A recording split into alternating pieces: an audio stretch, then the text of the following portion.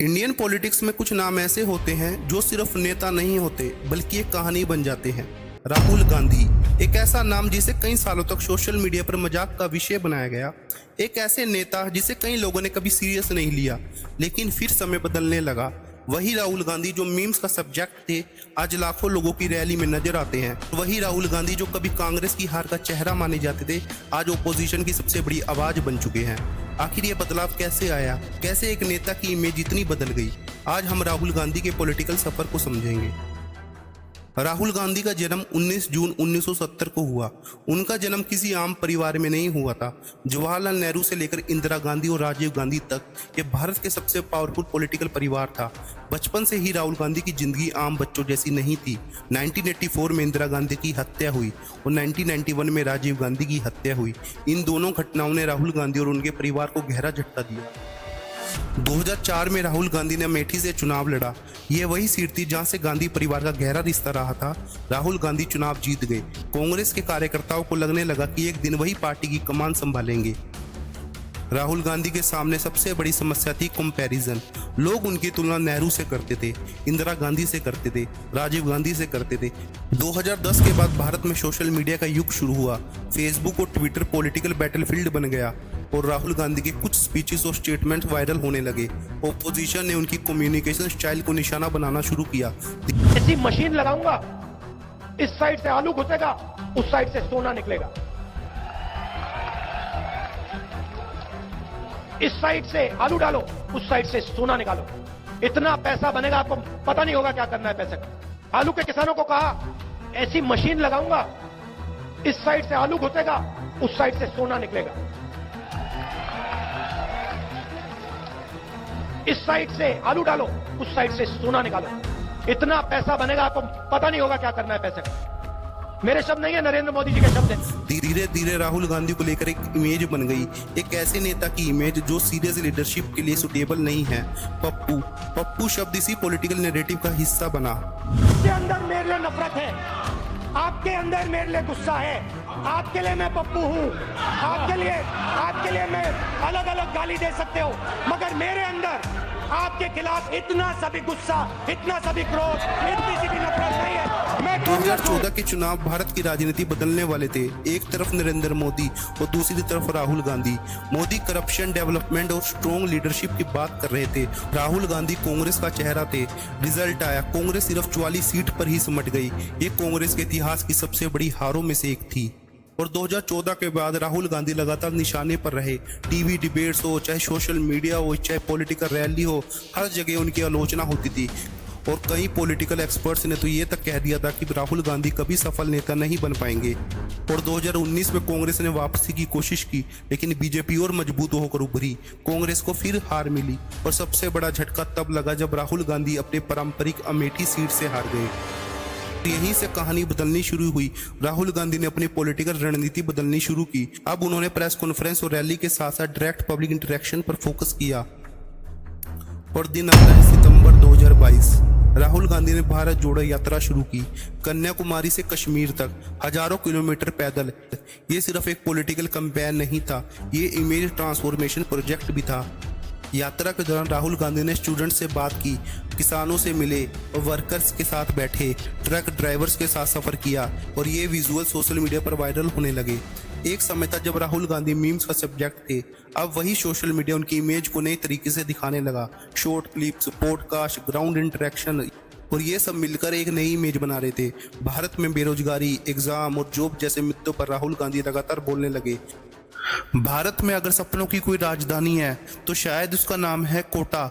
हर साल लाखों छात्र अपने घरों से दूर डॉक्टर और इंजीनियर बनने का सपना लेकर कोटा आते हैं। लेकिन 2026 में जब नीट परीक्षा को लेकर विवाद और पेपर लीक के आरोप सामने आए तो सिर्फ एक परीक्षा नहीं बल्कि लाखों युवाओं के सपने सवालों के घेरों में आ गए। एक नीट उम्मीदवार केवल एक परीक्षा नहीं देता, उसके पीछे कई सालों की मेहनत होती है, परिवारों की उम्मीदें होती हैं, कई बार कर्ज लेकर कराई गई कोचिंग होती है। और जब पेपर लीक जैसे आरोप सामने आते हैं तो छात्रों को लगता है कि उनकी मेहनत का मूल्य कम हो गया। और इसी माहौल में राहुल गांधी ने इस मुद्दे को खुलकर उठाया। उन्होंने छात्रों और उनके परिवारों से मुलाकात की और उन्होंने कहा कि युवाओं की आवाज संसद तक पहुंचाई जाएगी। राहुल गांधी ने दावा किया कि वह सड़क से संसद तक छात्रों के साथ खड़े रहेंगे। इसके बाद कोटा में एक बड़ी युवा रैली आयोजित की गई। इस अभियान का केंद्र था पेपर लीक, भर्ती परीक्षाओं में देरी और युवाओं का भविष्य। राहुल गांधी ने युवाओं से कहा कि अगर उनकी आवाज नहीं सुनी जा रही तो उन्हें अपनी आवाज और बुलंद करनी होगी। कई युवाओं के लिए यह सिर्फ एक राजनीतिक रैली नहीं थी और उन्हें लगा कि पहली बार कोई राष्ट्रीय नेता लगातार परीक्षा प्रणाली, पेपर लीक और रोजगार जैसे मुद्दों को केंद्र में रख रहा है। सोशल मीडिया पर भी राहुल गांधी के कई वीडियो वायरल हुए जिनमें वह छात्रों से सीधे बातचीत करते हुए दिखाई दिए। हालांकि आलोचकों का कहना है कि शिक्षा और परीक्षा से जुड़े मुद्दों को राजनीतिक मंच नहीं बनाना चाहिए और कुछ नेताओं ने आरोप लगाया कि इस तरह की रैलियां छात्रों का ध्यान परीक्षा से भटका सकती है। यानी इस मुद्दे पर भी राजनीति दो हिस्सों में बटी हुई दिखाई दी। लेकिन चाहे कोई राहुल गांधी से सहमत हो या असहमत, एक बात साफ दिखाई देती है, नीट और पेपर लीक का मुद्दा केवल राजनीति का विषय नहीं रहा, ये करोड़ों युवाओं की उम्मीदों का विषय बन चुका है। और शायद यही कारण है कि कोटा की वो रैली राहुल गांधी की राजनीतिक में एक और महत्वपूर्ण मोड़ बन गई और कई युवाओं को लगा कि उनके मुद्दे नेशनल लेवल पर उठाए जा रहे हैं। इसी वजह से यूथ के एक हिस्से में राहुल गांधी की पॉपुलैरिटी बढ़ने लगी। 2024 के चुनाव राहुल गांधी के लिए एक इमेज टेस्ट था। कांग्रेस ने पिछले इलेक्शन के मुकाबले ज्यादा सीट जीती, ओपोजिशन पहले से मजबूत दिखाई दिया, Rahul Gandhi leader of opposition बने। लेकिन राहुल गांधी के सामने चैलेंजेस अभी भी खत्म नहीं हुए थे। कांग्रेस को कई राज्यों में संगठन मजबूत करना है और राहुल गांधी को लेकर मीडिया में हमेशा दो अलग अलग तस्वीरें नजर आई हैं। एक तरफ वो मीडिया है जो उनकी आलोचना करता है और दूसरी तरफ वो लोग हैं जो मानते हैं कि राहुल गांधी की बातों को अक्सर नजरअंदाज किया गया। और यही वजह है कि भारत जोड़ो यात्रा के दौरान सोशल मीडिया ने हमारे देश की 157 नंबर की मीडिया से भी बड़ा रोल निभाया। राहुल गांधी की सबसे बड़ी कमजोरी और सबसे बड़ी ताकत शायद एक ही चीज है, उनका कम्युनिकेशन स्टाइल। जहां नरेंद्र मोदी बड़े बड़े स्लोगन्स और पावरफुल स्पीचेस के लिए जाने जाते हैं, वहीं राहुल गांधी अक्सर कन्वर्सेशन करते नजर आते हैं, कभी स्टूडेंट्स के साथ, कभी लेबरर्स के साथ, कभी यूट्यूबर्स के साथ। युवाओं के एक हिस्से को ये स्टाइल पसंद आया और 2020 के बाद भारत में एग्जाम लीक्स, अनएम्प्लॉयमेंट और पेपर डिलेज जैसे मुद्दे लगातार चर्चा में रहे। राहुल गांधी ने इन मुद्दों को लगातार उठाया।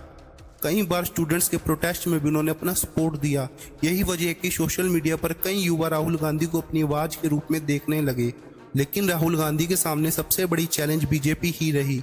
नरेंद्र मोदी की पॉपुलैरिटी और बीजेपी की मजबूत ऑर्गेनाइजेशन आज भी इंडियन पॉलिटिक्स की सबसे बड़ी पॉलिटिकल रियलिटी है।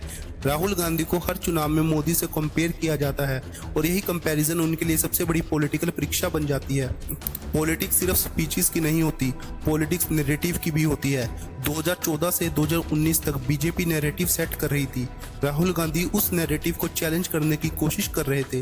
लेकिन भारत जोड़ो यात्रा के बाद पहली बार कांग्रेस ने भी अपना नैरेटिव तैयार करना शुरू किया। लीडर ऑफ ओपोजिशन बनने के बाद राहुल गांधी की जिम्मेदारी और बढ़ गई। अब उन्हें सिर्फ कांग्रेस नहीं बल्कि पूरे ओपोजिशन की आवाज माना जाने लगा। पार्लियामेंट में उनकी स्पीचेस और इंटरवेंशंस पहले से ज्यादा नोटिस किए जाने लगे। सत्य के पीछे खड़े होकर नरेंद्र मोदी और अमित शाह को, आरएसएस की सरकार को हिंदुस्तान से हटाएंगे। एक वक्त था जब Rahul Gandhi social media memes के टारगेट होते थे और आज वही सोशल मीडिया उनकी इमेज को रेडिफाइन करने में मदद कर रहा है। शॉर्ट फॉर्म कंटेंट के जमाने में उनके क्लिप्स लाखों और कभी कभी करोड़ व्यूज तक पहुंच जाते हैं। राहुल गांधी के सपोर्टर्स मानते हैं कि उन्होंने मुश्किल समय में भी हार नहीं मानी और उनका कहना है कि भारत जोड़ो यात्रा ने राहुल गांधी को ग्राउंड रियलिटी से जोड़ा।